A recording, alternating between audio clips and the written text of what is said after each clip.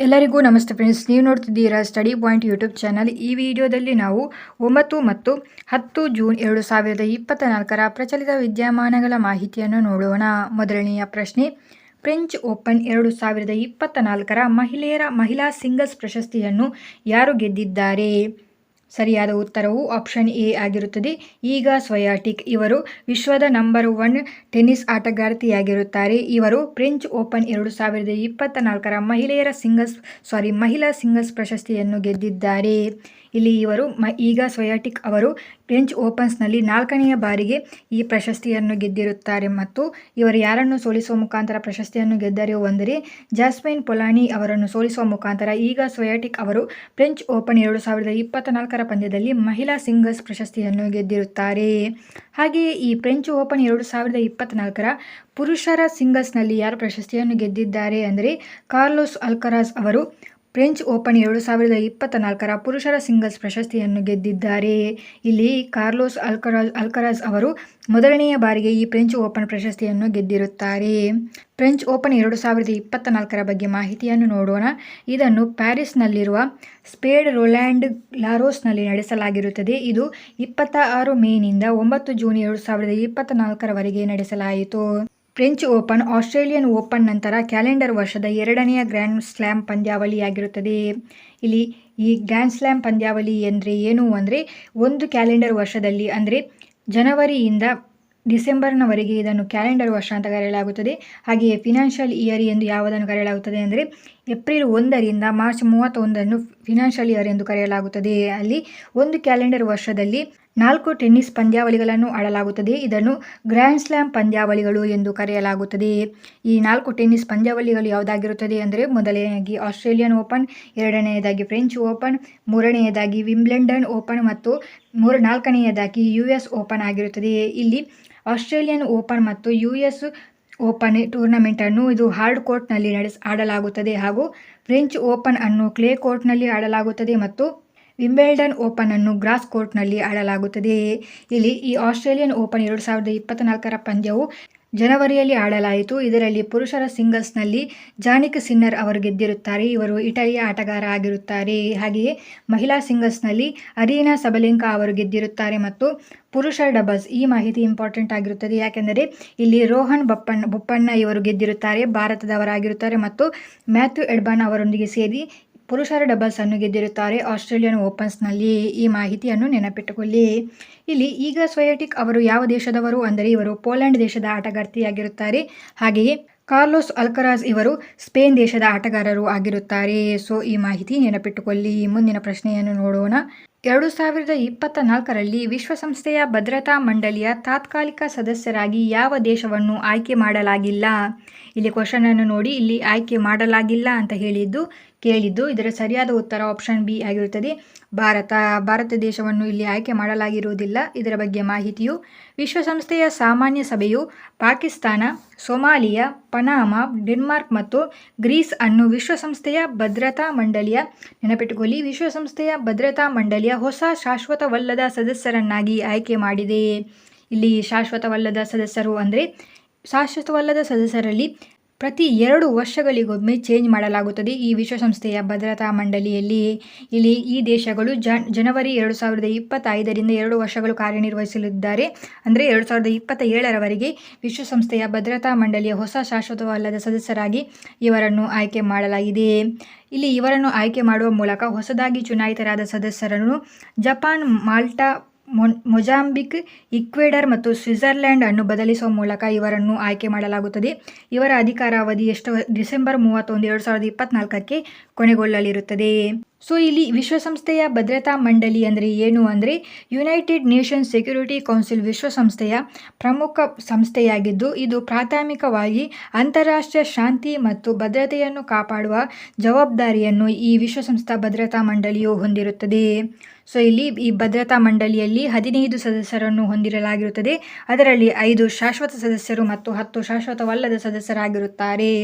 5 ಶಾಶ್ವತ ಸದಸ್ಯ ರಾಷ್ಟ್ರಗಳು ಯಾವುದಾಗಿರುತ್ತದೆ ಅಂದರೆ ಒಂದು ಯುನೈಟೆಡ್ ಸ್ಟೇಟ್ಸ್, ಎರಡನೆಯದಾಗಿ ಯುನೈಟೆಡ್ ಕಿಂಗ್ಡಮ್, ಮೂರನೆಯದಾಗಿ ಫ್ರಾನ್ಸ್, ನಾಲ್ಕನೆಯದಾಗಿ ರಷ್ಯಾ ಮತ್ತು 5ನೇದಾಗಿ ಚೀನಾ. ಈ 5 ಸದಸ್ಯ ರಾಷ್ಟ್ರಗಳು ಶಾಶ್ವತ ಸದಸ್ಯ ರಾಷ್ಟ್ರಗಳಾಗಿರುತ್ತದೆ ಮತ್ತು ವಿಶ್ವಸಂಸ್ಥೆಯ ಭದ್ರತಾ ಮಂಡಳಿಯ ಶಾಶ್ವತವಲ್ಲದ ಸದಸ್ಯರಾಗಿ ಭಾರತ 8 ಬಾರಿ ಆಯ್ಕೆಯಾಗಿರುತ್ತದೆ. ನೆನಪಿಟ್ಟುಕೊಳ್ಳಿ, 8 ಬಾರಿ ಆಯ್ಕೆಯಾಗಿದೆ ವಿಶ್ವಸಂಸ್ಥೆಯ ಭದ್ರತಾ ಮಂಡಳಿಯ ಶಾಶ್ವತವಲ್ಲದ ಸದಸ್ಯರಾಗಿ. ಕೊನೆಯ ಬಾರಿಗೆ 2021-2022 ಸಾಲಿನಲ್ಲಿ ಆಯ್ಕೆಯಾಗಿತ್ತು. ವಿಶ್ವಸಂಸ್ಥೆಯ ಬಗ್ಗೆ ಮಾಹಿತಿಯನ್ನು ನೋಡೋಣ. ವಿಶ್ವಸಂಸ್ಥೆಯ ಸ್ಥಾಪನೆಯು 24 ಅಕ್ಟೋಬರ್ 1945ರಲ್ಲಿ ಮಾಡಲಾಯಿತು. ಇದರ ಪ್ರಧಾನ ಕಚೇರಿ ನ್ಯೂಯಾರ್ಕ್, USA ಯಲ್ಲಿದೆ ಮತ್ತು ವಿಶ್ವಸಂಸ್ಥೆಯ ಪ್ರಧಾನ ಕಾರ್ಯದರ್ಶಿ ಯಾರಾಗಿರುತ್ತಾರೆ ಅಂದರೆ ಅಂಟೋನಿಯೋ ಗುಟೆರಸ್ ಆಗಿರುತ್ತಾರೆ. ಹಾಗೆಯೇ ಈ ವಿಶ್ವಸಂಸ್ಥೆಯಲ್ಲಿ 193 ಸದಸ್ಯ ರಾಷ್ಟ್ರಗಳು ಹೊಂದಿರುತ್ತದೆ. ಈ ಮಾಹಿತಿ ನೆನಪಿಟ್ಟುಕೊಳ್ಳಿ. ಮುಂದಿನ ಪ್ರಶ್ನೆಯನ್ನು ನೋಡೋಣ. ಅದಕ್ಕಿಂತ ಮುಂಚೆ ಇಲ್ಲಿ ಡೈಲಿ ಕರೆಂಟ್ ಅಫೇರ್ಸ್ಗಳ PDF ಅನ್ನು ಡೌನ್ಲೋಡ್ ಮಾಡಲು ನಮ್ಮ ಟೆಲಿಗ್ರಾಮ್ ಚಾನಲನ್ನು ಜಾಯಿನ್ ಆಗಿ. ಟೆಲಿಗ್ರಾಮ್ ಚಾನಲ್ನ ಲಿಂಕ್ ಅನ್ನು ಈ ವಿಡಿಯೋದ ಡಿಸ್ಕ್ರಿಪ್ಷನ್ನಲ್ಲಿ ನೀಡಲಾಗಿರುತ್ತದೆ. ಮುಂದಿನ ಮಾಹಿತಿಯನ್ನು ನೋಡೋಣ. EY entrepreneur of the year award ಅನ್ನು 2024ರಲ್ಲಿ ಯಾರಿಗೆ ನೀಡಲಾಗಿದೆ? ಸರಿಯಾದ ಉತ್ತರವು ಆಪ್ಷನ್ ಬಿ ಆಗಿರುತ್ತದೆ. ವೆಲ್ಲಯ್ಯನ್ ಸುಬ್ಬಯ್ಯ ಅವರಿಗೆ EY world entrepreneur of the year award ಅನ್ನು ನೀಡಲಾಗಿರುತ್ತದೆ. ಇಲ್ಲಿ ಈ ಅವಾರ್ಡ್ ಅನ್ನು ಎಲ್ಲಿ ನೀಡಲಾಯಿತು ಅಂದರೆ ಮೊನಾಕೋದ ಸಲ್ಲೆ ಡೆಸ್ ಎಟ್ರಿಯಾನ್ಸ್ನಲ್ಲಿ ನಡೆದ ಸಮಾರಂಭದಲ್ಲಿ ಇವರಿಗೆ ಈ ಪ್ರಶಸ್ತಿಯನ್ನು ನೀಡಿ ಗೌರವಿಸಲಾಗಿದೆ. ಹಾಗಾಗಿ ಈ ಪ್ರಶಸ್ತಿಯನ್ನು ಪಡೆದ ಇವರು 4ನೆಯ ಭಾರತೀಯರಾಗಿ ಹೊರಹೊಮ್ಮಿರುತ್ತಾರೆ. ಇಲ್ಲಿ ಇತರ 3 ಭಾರತೀಯರು ಯಾರಾಗಿದ್ದಾರೆ ಅಂತ ನೋಡೋಣ. ಮೊದಲನೆಯವರು ಇನ್ಫೋಸಿಸ್ನ NR ನಾರಾಯಣ್ ಮೂರ್ತಿ ಅವರಿಗೆ ಈ ಪ್ರಶಸ್ತಿ ದೊರಕಿದೆ. ಎರಡನೆಯವರು ಕೋಟಕ್ ಫೈನಾನ್ಸ್ನ ಉದಯ್ ಕೋಟಕ್ ಇವರಿಗೆ ಈ ಪ್ರಶಸ್ತಿ ದೊರಕಿದೆ ಮತ್ತು ಮೂರನೆಯವರು ಬಯೋಕಾನ್ ಲಿಮಿಟೆಡ್ನ ಕಿರಣ್ ಮಜುಂದಾರ್ ಶಾ ಅವರಿಗೆ ಪ್ರಶಸ್ತಿ ದೊರಕಿದೆ ಮತ್ತು ನಾಲ್ಕನೆಯವರು ಭಾರತೀಯ ಉದ್ಯಮಿಯಾದ ವೆಲ್ಲಯ್ಯನ್ ಸುಬ್ಬಯ್ಯ ಅವರಿಗೆ EY entrepreneur of the year award ಅನ್ನು ನೀಡಿ ಗೌರವಿಸಲಾಗಿದೆ. ಇವರು 2024 ಸಾಲಿನಲ್ಲಿ ಈ ಪ್ರಶಸ್ತಿಯನ್ನು ಪಡೆದರು. ಇಲ್ಲಿ ವೆಲ್ಲಯ್ಯನ್ ಸುಬ್ಬಯ್ಯ ಅವರ ಬಗ್ಗೆ ಮಾಹಿತಿಯು, ಇವರು ಟ್ಯೂಬ್ ಇನ್ವೆಸ್ಟ್ಮೆಂಟ್ಸ್ ಆಫ್ ಇಂಡಿಯಾ ಅಥವಾ TIIನ ಕಾರ್ಯನಿರ್ವಾಹಕ ಉಪಾಧ್ಯಕ್ಷರಾಗಿದ್ದಾರೆ ಮತ್ತು ನಾನ್ banking finance company Cholamandalam investment ಮತ್ತು ಫೈನಾನ್ಸ್ ಲಿಮಿಟೆಡ್ನ ಅಧ್ಯಕ್ಷರು ಕೂಡ ಆಗಿದ್ದಾರೆ. ಈ ಮಾಹಿತಿ ನೆನಪಿಟ್ಟುಕೊಳ್ಳಿ. ಮುಂದಿನ ಪ್ರಶ್ನೆಯನ್ನು ನೋಡೋಣ. 2024ರ ಆರ್ಚರಿ ಏಷ್ಯಾ ಕಪ್ ಸ್ಟೇಜ್ 3 ಸ್ಪರ್ಧೆಯಲ್ಲಿ ಭಾರತಕ್ಕೆ ಏಕೈಕ ಚಿನ್ನದ ಪದಕವನ್ನು ಗೆದ್ದವರು ಯಾರು? ಸರಿಯಾದ ಉತ್ತರವು ಆಪ್ಷನ್ ಸಿ ಕುಮುಸ್ ಸೈನಿ ಅವರು ಚಿನ್ನದ ಪದಕವನ್ನು ಗೆದ್ದಿರುತ್ತಾರೆ. ಇಲ್ಲಿ ಇದರ ಬಗ್ಗೆ ಮಾಹಿತಿಯನ್ನು ನೋಡೋಣ. ಆರ್ಚರಿ ಏಷ್ಯಾ ಕಪ್ 2024 ಸ್ಟೇಜ್ 3 ಪಂದ್ಯ ಅಂದರೆ ಇಲ್ಲಿ ಸ್ಟೇಜ್ 3 ಪಂದ್ಯ ಅಂದರೆ ಈ ವರ್ಷ ಅಂದರೆ 2024ರಲ್ಲಿ ಆರ್ಚರಿ ಏಷ್ಯಾ ಕಪ್ನ ಇದು 3ನೇ ಸ್ಪರ್ಧೆಯಾಗಿದೆ. ಹಾಗಾಗಿ ಇದನ್ನು 3ನೇ ಹಂತ ಅಥವಾ ಸ್ಟೇಜ್ 3 ಎಂದು ಕರೆಯಲಾಯಿತು. ಆರ್ಚರಿ ಏಷ್ಯಾ ಕಪ್ 2024ರ ಸ್ಟೇಜ್ 3 ಪಂದ್ಯ ಇದನ್ನು 4ರಿಂದ 9 ಜೂನ್ 2024ರವರೆಗೆ ಆಯೋಜಿಸಲಾಯಿತು. ಎಲ್ಲಿ ಆಯೋಜಿಸಲಾಗಿದೆ ಅಂದರೆ ದಕ್ಷಿಣ ಕೊರಿಯಾದ ಸುವಾನ್ ನಗರದಲ್ಲಿ ಆಯೋಜಿಸಲಾಗಿರುತ್ತದೆ. ಇಲ್ಲಿ ಭಾರತವು 1 ಚಿನ್ನ, 2 ಬೆಳ್ಳಿ ಮತ್ತು 2 ಕಂಚು ಪದಕಗಳನ್ನು ಪಡೆದುವ ಮೂಲಕ ಒಟ್ಟಾಗಿ 5 ಪದಕಗಳನ್ನು ಪಡೆದುಕೊಂಡರು. ಇದರಲ್ಲಿ ಚಿನ್ನದ ಪದಕವನ್ನು ಗೆದ್ದ ಆಟಗಾರ ಕುಮುಸ್ ಸೈನಿ ಇವರು ಭಾರತಕ್ಕೆ ಮೊದಲ ಚಿನ್ನದ ಪದಕವನ್ನು ಪಡೆದುಕೊಂಡರು ಇದರ ಮೂಲಕ. ಇದರಲ್ಲಿ ಕುಮುಸ್ ಸೈನಿ ಅವರು ವುಮೆನ್ಸ್ ಕಂಪೌಂಡ್ ಇಂಡಿವಿಜುವಲ್ ಈವೆಂಟ್ನಲ್ಲಿ ಈ ಪ್ರಶಸ್ತಿಯನ್ನು ಪಡೆದುಕೊಂಡಿರುತ್ತಾರೆ. ಆರ್ಚರಿ ಏಷ್ಯಾ ಕಪ್ನ ಬಗ್ಗೆ ಮಾಹಿತಿ ನೋಡೋಣ. ಆರ್ಚರಿ ಏಷ್ಯಾ ಕಪ್ ಅನ್ನು ಮೊದಲ ಹಂತವನ್ನು ಫೆಬ್ರವರಿಯಲ್ಲಿ ಇರಾಕ್ನ ಬಾಲ್ದಾದ್ ನಗರದಲ್ಲಿ ನಡೆಸಲಾಗಿರುತ್ತದೆ ಮತ್ತು ಎರಡನೆಯ ಹಂತವನ್ನು ಥೈಲ್ಯಾಂಡ್ನ ಬ್ಯಾಂಕಾಕ್ನಲ್ಲಿ ನಡೆಸಬೇಕೆಂದಿದ್ದ ಪಂದ್ಯವನ್ನು ರದ್ದುಗೊಳಿಸಲಾಗಿರುತ್ತದೆ. ಹಾಗಾಗಿ 3ನೆಯ ಪಂದ್ಯವನ್ನು ದಕ್ಷಿಣ ಕೊರಿಯಾದ ಸುವಾನ್ ನಗರದಲ್ಲಿ ನಡೆಸಲಾಯಿತು. ಇದರಲ್ಲಿ ಭಾರತ 1 ಚಿನ್ನದ ಪದಕವನ್ನು ಗೆದ್ದಿದೆ. ಅದನ್ನು ಯಾರು ಗೆದ್ದರು? ಕುಮುಸ್ ಸೈನಿ ಅವರು ಗೆದ್ದಿರುತ್ತಾರೆ. ಈ ಮಾಹಿತಿ ನೆನಪಿಟ್ಟುಕೊಳ್ಳಿ. ಮುಂದಿನ ಪ್ರಶ್ನೆಯನ್ನು ನೋಡೋಣ. ವಿಶ್ವ ಸಾಗರ ದಿನವನ್ನು ಯಾವಾಗ ಆಚರಿಸಲಾಯಿತು? ಸರಿಯಾದ ಉತ್ತರವು ಆಪ್ಷನ್ ಬಿ ಜೂನ್ 8ರಂದು ವಿಶ್ವ ಸಾಗರ ದಿನವನ್ನು ಆಚರಿಸಲಾಗುತ್ತದೆ. ಇದರ 2024ರ ಥೀಮ್ ಅವೇಕನ್ ನ್ಯೂ ಡೆಪ್ತ್ ಎನ್ನುವುದು 2024ರ ಥೀಮ್ ಆಗಿರುತ್ತದೆ. ಇಲ್ಲಿ ಈ ವಿಶ್ವ ಸಾಗರ ದಿನವನ್ನು ಮೊದಲ ಬಾರಿಗೆ 1992ರಲ್ಲಿ ಆಚರಿಸಲಾಗಿರುತ್ತದೆ. ಈ ಮಾಹಿತಿ ನೆನಪಿಟ್ಟುಕೊಳ್ಳಿ. ಮುಂದಿನ ಪ್ರಶ್ನೆ ನೋಡೋಣ. ಯಾವ ಕಂಪನಿಯು ವಿಶ್ವದ 2ನೇ ಅತ್ಯಂತ ಮೌಲ್ಯಯುತ ಕಂಪನಿಯಾಗಿದೆ? ಸರಿಯಾದ ಉತ್ತರವು ಆಪ್ಷನ್ ಬಿ ಆಗಿರುತ್ತದೆ. ಎನ್ವಿಡಿಯಾ ಕಂಪನಿಯು ವಿಶ್ವದ 2ನೇ ಅತ್ಯಂತ ಮೌಲ್ಯಯುತ ಕಂಪನಿಯಾಗಿರುತ್ತದೆ. ಇವರು ಆ್ಯಪಲ್ ಕಂಪನಿಯನ್ನು ಹಿಂದಿಕ್ಕುವ ಮೂಲಕ ಎನ್ವಿಡಿಯಾ ಕಂಪನಿ ವಿಶ್ವದ 2ನೇ ಅತ್ಯಂತ ಮೌಲ್ಯಯುತ ಕಂಪನಿಯಾಗಿದೆ. ಇದರ ನೆಟ್ವರ್ತ್ $3 ಟ್ರಿಲಿಯನ್ ಆಗಿರುತ್ತದೆ ಮತ್ತು ಈ ಕಂಪನಿಯು ಚಿಪ್ಸ್ಗಳನ್ನು ತಯಾರು ಮಾಡುತ್ತದೆ. ಇದು ಅಂದರೆ ಟಾಸ್ಕ್ಗಳನ್ನು ಮಾಡುವುದಕ್ಕಾಗಿ ಪವರ್ ನೀಡುವ ಚಿಪ್ಸ್ ಅನ್ನು ಈ ಕಂಪನಿ ತಯಾರಿ ಮಾಡುತ್ತದೆ. ಈ ಕಂಪನಿಯ ಹೆಸರು ನೆನಪಿಟ್ಟುಕೊಳ್ಳಿ, ಎನ್ವಿಡಿಯಾ ಕಂಪನಿಯಾಗಿರುತ್ತದೆ. ಹಾಗೆ ವಿಶ್ವದ ಅತ್ಯಂತ ಮೌಲ್ಯಯುತ ಕಂಪನಿ ಯಾವುದಾಗಿರುತ್ತದೆ ಅಂದರೆ ಮೈಕ್ರೋಸಾಫ್ಟ್ ಆಗಿರುತ್ತದೆ. ಮೊದಲನೆಯ ಸ್ಥಾನದಲ್ಲಿದೆ ಮೈಕ್ರೋಸಾಫ್ಟ್, ಎರಡನೆಯ ಸ್ಥಾನ ಎನ್ವಿಡಿಯಾ ಪಡೆದುಕೊಂಡಿದೆ ಮತ್ತು ಮೂರನೆಯ ಸ್ಥಾನವು ಆಪಲ್ ಪಡೆದುಕೊಂಡಿದೆ. ಮೂರನೆಯ ಸ್ಥಾನವನ್ನು ಆಪಲ್ ಸಂಸ್ಥೆಯು ಪಡೆದುಕೊಂಡಿದೆ ವಿಶ್ವದ ಅತ್ಯಂತ ಮೌಲ್ಯಯುತ ಕಂಪನಿಯಾಗಿ. ಸೊ ಈ ಮಾಹಿತಿ ನೆನಪಿಟ್ಟುಕೊಳ್ಳಿ. ಮುಂದಿನ ಪ್ರಶ್ನೆಯನ್ನು ನೋಡೋಣ. PNB ಮೆಟ್ಲೈಫ್ ಇಂಡಿಯಾ MD ಅಥವಾ CEO ಆಗಿ ಯಾರನ್ನು ನೇಮಕ ಮಾಡಲಾಗಿದೆ? ಸರಿಯಾದ ಉತ್ತರವು ಆಪ್ಷನ್ ಎ, ಸಮೀರ್ ಬನ್ಸಾಲ್ ಅವರನ್ನು PNB ಮೆಟ್ಲೈಫ್ ಇಂಡಿಯಾದ MD ಅಥವಾ CEO ಆಗಿ ನೇಮಕ ಮಾಡಲಾಗಿರುತ್ತದೆ. ಮುಂದಿನ ಪ್ರಶ್ನೆ, 10 ಟ್ರಿಲಿಯನ್ ಗಡಿ ದಾಟಿದ ದೇಶದ ಮೊದಲ ಮ್ಯೂಚುವಲ್ ಫಂಡ್ ಹೌಸ್ ಯಾವುದು? ಸರಿಯಾದ ಉತ್ತರವು SBI ಮ್ಯೂಚುವಲ್ ಫಂಡ್. ಸರಿಯಾದ ಉತ್ತರ ಆಪ್ಷನ್ ಸಿ ಆಗಿರುತ್ತದೆ. SBI ಮ್ಯೂಚುವಲ್ ಫಂಡ್ 10 ಟ್ರಿಲಿಯನ್ ಗಡಿ ದಾಟಿದ ದೇಶದ ಮೊದಲ ಮ್ಯೂಚುವಲ್ ಫಂಡ್ ಆಗಿರುತ್ತದೆ. ಈ ಮಾಹಿತಿ ನೆನಪಿಟ್ಟುಕೊಳ್ಳಿ. ಮುಂದಿನ ಮಾಹಿತಿ ನೋಡೋಣ. ವಿಶ್ವ ಬ್ರೈನ್ ಟ್ಯೂಮರ್ ದಿನವನ್ನು ಯಾವಾಗ ಆಚರಿಸಲಾಗುತ್ತದೆ? ಸರಿಯಾದ ಉತ್ತರ ಜೂನ್ 8ರಂದು ವಿಶ್ವ ಬ್ರೈನ್ ಟ್ಯೂಮರ್ ದಿನವನ್ನು ಆಚರಿಸಲಾಗುತ್ತದೆ. ಇದರ 2024ರ theme brain health and prevention ಎನ್ನುವುದು 2024ರ ಥೀಮ್ ಆಗಿರುತ್ತದೆ ಮತ್ತು ಈ ವಿಶ್ವ ಬ್ರೈನ್ ಟ್ಯೂಮರ್ ದಿನವನ್ನು ಮೊದಲ ಬಾರಿಗೆ 2000 ಇಸವಿಯಲ್ಲಿ ಆಚರಿಸಲು ಪ್ರಾರಂಭಿಸಲಾಯಿತು. ಸೊ ಈ ಮಾಹಿತಿ ನೆನಪಿಟ್ಟುಕೊಳ್ಳಿ. ಮುಂದಿನ ಮಾಹಿತಿ ನೋಡೋಣ. ಎನ್ವಿರಾನ್ಮೆಂಟಲ್ ಪರ್ಫಾರ್ಮೆನ್ಸ್ ಇಂಡೆಕ್ಸ್ 2024ರಲ್ಲಿ ಭಾರತದ ಶ್ರೇಣಿ ಏನು? ಸರಿಯಾದ ಉತ್ತರ ಆಪ್ಷನ್ ಬಿ, 176ನೇ ಶ್ರೇಣಿಯನ್ನು ಇಲ್ಲಿ ಭಾರತವು ಪಡೆದುಕೊಂಡಿದೆ. ಇದರ ಬಗ್ಗೆ ಮಾಹಿತಿಯು ಮೊದಲನೇದಾಗಿ ಈ ಇಂಡೆಕ್ಸ್ನ ಹೆಸರನ್ನು ನೆನಪಿಟ್ಟುಕೊಳ್ಳಿ. ಎನ್ವೈರ್ಮೆಂಟಲ್ ಪರ್ಫಾರ್ಮೆನ್ಸ್ ಇಂಡೆಕ್ಸ್ ಆಗಿರುತ್ತದೆ.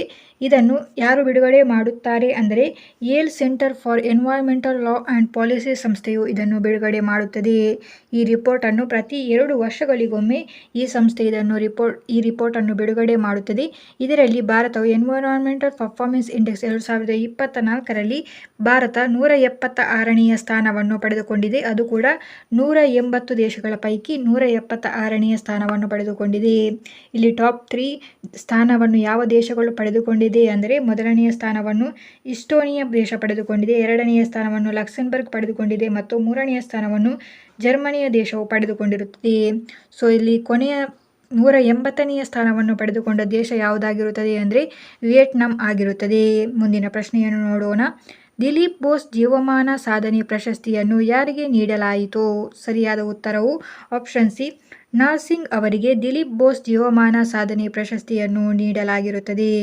ಇದರ ಬಗ್ಗೆ ಮಾಹಿತಿಯು ಅಖಿಲ ಭಾರತ ಟೆನ್ನಿಸ್ ಸಂಸ್ಥೆಯ ಕೋಚ್ ಆದ ನಾರ್ಸಿಂಗ್ ಅವರಿಗೆ ಜೀವಮಾನ ಸಾಧನೆಗಾಗಿ ದಿಲೀಪ್ ಬೋಸ್ ಪ್ರಶಸ್ತಿಯನ್ನು ನೀಡಿ ಗೌರವಿಸಲಾಗಿರುತ್ತದೆ. ಸೊ ಇಲ್ಲಿ ದಿಲೀಪ್ ಬೋಸ್ ಪ್ರಶಸ್ತಿಯ ಬಗ್ಗೆ ಮಾಹಿತಿಯು ದಿಲೀಪ್ ಬೋಸ್ ಇವರು ಒಬ್ಬ ಭಾರತದ ವೃತ್ತಿಪರ ಟೆನ್ನಿಸ್ ಆಟಗಾರರಾಗಿರುತ್ತಾರೆ. ಇವರ ನೆನಪಿಗಾಗಿ ಅಖಿಲ ಭಾರತ ಟೆನ್ನಿಸ್ ಅಸೋಸಿಯೇಷನ್ 2002ರಲ್ಲಿ ದಿಲೀಪ್ ಬೋಸ್ ಪ್ರಶಸ್ತಿಯನ್ನು ಜೀವಮಾನ ಸಾಧನೆ ಪ್ರಶಸ್ತಿಯನ್ನು ನೀಡಲು ಪ್ರಾರಂಭಿಸಿರುತ್ತಾರೆ. ಸೊ ಇಲ್ಲಿ 2024ರಲ್ಲಿ ಈ ಪ್ರಶಸ್ತಿಯನ್ನು ನಾರ್ಸಿಂಗ್ ಅವರಿಗೆ ನೀಡಲಾಗಿರುತ್ತದೆ ಇವರ ಸಾಧನೆಗಾಗಿ. ಹಾಗೆಯೇ 2024ರಲ್ಲಿ ಮಹಿಳಾ ತರಬೇತುದಾರರಿಗೆ ಅಖಿಲ ಭಾರತ ಟೆನ್ನಿಸ್ ಸಂಸ್ಥೆ AITA ನೂತನವಾಗಿ ಜೀವಮಾನ ಸಾಧನೆ ಪ್ರಶಸ್ತಿಯನ್ನು ಪ್ರಾರಂಭಿಸಿರುತ್ತದೆ. ಇದರಲ್ಲಿ ಮಹಾರಾಷ್ಟ್ರದ ಪುಣೆಯ ರೋಹಿಣಿ ಲೋಖಂಡೆ ಅವರಿಗೆ ಈ ಪ್ರಶಸ್ತಿಯನ್ನು ನೀಡಿ ಗೌರವಿಸಲಾಗಿರುತ್ತದೆ. ಇವರಿಗೆ ಈ ಪ್ರಶಸ್ತಿಯನ್ನು ಇವರು ಮಾಡಿರುವ ರಾಷ್ಟ್ರೀಯ ಕ್ರೀಡಾ ಸಂಸ್ಥೆಯಿಂದ ಅರ್ಹತೆ ಪಡೆದ ಮೊದಲ ಮಹಿಳಾ ಟೆನ್ನಿಸ್ ತರಬೇತುದಾರರಾಗಿರುವುದರಿಂದ ಇವರಿಗೆ ಈ ಪ್ರಶಸ್ತಿಯನ್ನು ನೀಡಿ ಗೌರವಿಸಲಾಗಿರುತ್ತದೆ. ಸೊ ಈ ಮಾಹಿತಿ ನೆನಪಿಟ್ಟುಕೊಳ್ಳಿ. ಮುಂದಿನ ಪ್ರಶ್ನೆಯನ್ನು ನೋಡೋಣ. ಯಾರು ಬಿಸ್ಲೆರಿ ಲೆಮೆಂಟಾ ಬ್ರ್ಯಾಂಡ್ನ ಬ್ರ್ಯಾಂಡ್ ಅಂಬಾಸಿಡರ್ ಆಗಿದ್ದಾರೆ? ಸರಿಯಾದ ಉತ್ತರ ಆಪ್ಷನ್ ಎ ಆಗಿರುತ್ತದೆ. ಆದಿತ್ಯ ರಾಯ್ ಕಪೂರ್ ಅವರು ಬಿಸ್ಲೆರಿ ಲೆಮೆಂಟಾ ಬ್ರ್ಯಾಂಡ್ನ ಬ್ರ್ಯಾಂಡ್ ಅಂಬಾಸಿಡರ್ ಆಗಿರುತ್ತಾರೆ. ಮುಂದಿನ ಮಾಹಿತಿಯನ್ನು ನೋಡೋಣ. ಇತ್ತೀಚೆಗೆ ಗ್ಲೋಬಲ್ ಹ್ಯಾಕಥಾನ್ ಹಾರ್ಬಿಂಗರ್ 2024 ಅನ್ನು ಯಾರು ಪ್ರಾರಂಭಿಸಿದ್ದಾರೆ?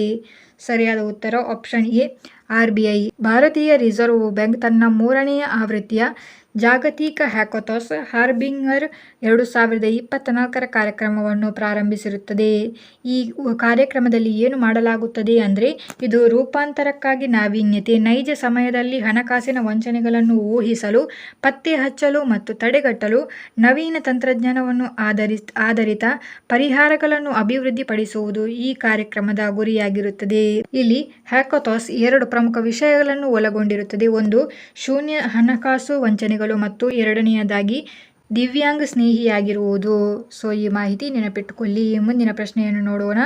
ಎ.ಜೆ.ಟಿ. ಜಾನ್ಸಿಂಗ್ ಅವರು ಇತ್ತೀಚೆಗೆ ನಿಧನರಾದರು. ಇವರು ಯಾವ ಕ್ಷೇತ್ರಕ್ಕೆ ಸಂಬಂಧಪಟ್ಟವರು? ಸರಿಯಾದ ಉತ್ತರ ಆಪ್ಷನ್ ಸಿ ಆಗಿರುತ್ತದೆ. ವೈಲ್ಡ್ ಲೈಫ್ ಕನ್ಸರ್ವೇಟಿಸ್ಟ್ಗೆ ಸಂಬಂಧಪಟ್ಟವರಾಗಿರುತ್ತಾರೆ. ಇವರ ಬಗ್ಗೆ ಮಾಹಿತಿಯು ಭಾರತೀಯ ವನ್ಯಜೀವಿ ಸಂರಕ್ಷಣಾವಾದಿ ಮತ್ತು ಜೀವಶಾಸ್ತ್ರಜ್ಞ ಆಗಿರುವ ಎ.ಟಿ.ಜಿ. ಜಾನ್ಸಿಂಗ್ ಅವರು ಜೂನ್ 7, 2024ರಂದು ಬೆಂಗಳೂರಿನಲ್ಲಿ ನಿಧನರಾದರು. ಇಲ್ಲಿ ಎ.ಟಿ.ಜಿ. ಜಾನ್ಸಿಂಗ್ ಅಂದರೆ ಇವರ ಪೂರ್ಣ ಹೆಸರು ಆಸಿರ್ ಜವಾಹರ್ ಥಾಮಸ್ ಜಾನ್ಸಿಂಗ್ ಆಗಿರುತ್ತದೆ. ಇವರು 78ನೇ ವರ್ಷದಲ್ಲಿ ನಿಧನರಾಗಿರುತ್ತಾರೆ. ಇಲ್ಲಿ ಇವರು ಜಾನ್ಸಿಂಗ್ ಅವರು ತಮಿಳುನಾಡಿನ ತಿರುನಲ್ವೇಲಿ ಜಿಲ್ಲೆಯ ನಂಗೂನೇರಿಯಲ್ಲಿ ಜನಿಸಿದವರಾಗಿರುತ್ತಾರೆ. ಇವರಿಗೆ ಪದ್ಮಶ್ರೀ ಪ್ರಶಸ್ತಿ ಕೂಡ ದೊರಕಿರುತ್ತದೆ. ಇವರು ವನ್ಯಜೀವಿ ಸಂರಕ್ಷಣೆಗಳಿಗಾಗಿ ಹಲವು ಕಾರ್ಯಕ್ರಮಗಳನ್ನು ಕೈಗೊಂಡಿದ್ದಾರೆ ಮತ್ತು ಹುಲಿಗಳ ಸಂರಕ್ಷಣೆಗಾಗಿ ಕೆಲವು ಅಭಯಾರಣ್ಯಗಳನ್ನು ನಿರ್ಮಿಸುವಲ್ಲಿ ಪ್ರಮುಖ ಪಾತ್ರವನ್ನು ಕೂಡ ವಹಿಸಿದ್ದಾರೆ. ಸೊ ಈ ಮಾಹಿತಿ ನೆನಪಿಟ್ಟುಕೊಳ್ಳಿ. ಇದು ಇವತ್ತಿನ ಕರೆಂಟ್ ಅಫೇರ್ಸ್ ಆಗಿತ್ತು. Thank you.